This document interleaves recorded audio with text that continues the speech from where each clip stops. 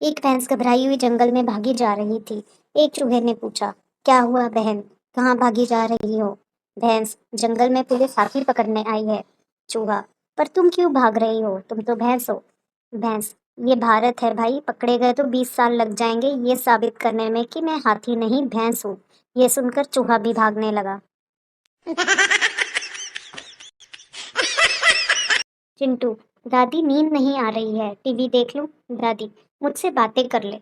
चिंटू, दादी क्या हम हमेशा 6 ही रहेंगे? आप, मम्मी, पापा, दीदी, मैं और मेरी बिल्ली? दादी, नहीं बेटा, आपके लिए कल डॉगी भी आ रहा है तो 7 हो जाएंगे। चिंटू, पर दादी, डॉगी तो बिल्ली को खा जाएगा तो फिर 6 हो जाएंगे दादी। नहीं बेटा, आपकी शादी हो जाएगी तो फिर 7 हो जाएंगे।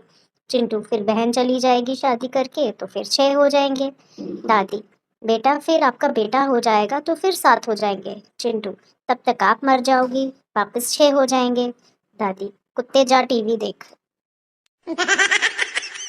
एक पत्नी अपने पति के घर आने के बाद ही खाना खाती थी। मोहल्ले की सारी स्त्रियां उसका बड़ा सम्मान करती थी। कहती थी, तुम महान हो, प्रतिव्रता हो, सती हो, देवी हो, साध्वी हो, भारतीय संस्कृति की पुजारिन हो, हमारी प्रेरणा हो, इस कलयुग में आदर्श नारी हो। एक दिन एक स्त्री ने पूछा, आप इतनी तपस्या कैसे कर लेती हो? वह बोली, मजबूरी है, मेरे पति आते हैं और खाना बनाते हैं तभी तो खाती हूँ। एक पाकिस्तानी सिपाही छुट्टी मांगने बड़े अफसर के पास गया और बोला, साहब छुट्टी चाहिए। अफसर ने पूछा, क्यों? सिपाही रोते हुए बोला, अब्बू मर गए हैं। अफसर बोला, ठीक है जाओ। कुछ महीनों बाद वही सिपाही फिर से बड़े साहब के पास आया और बोला, साहब छुट्टी चाहिए, अम्मी गुजर गई है।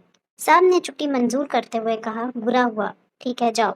इसी तरह इस सिपाही ने कभी अम्मी मर गई तो कभी अब्बू गुजर गए कहते हुए कई बार छुट्टी ले ली। अगली बार जब वह छुट्टी लेने गया तो अफसर ने कड़क होकर पूछा, आखिर कितने अम्मी अब्बू हैं तुम्हारे? सिपाही ने बड़े मासूमियत के साथ जवाब दिया, क्या बताऊं साहब, मरते हैं तो अम्मी दूसरी शादी कर लेती है और जब अम्मी मरती है तो अब्बू दूसरी शादी कर लेते हैं।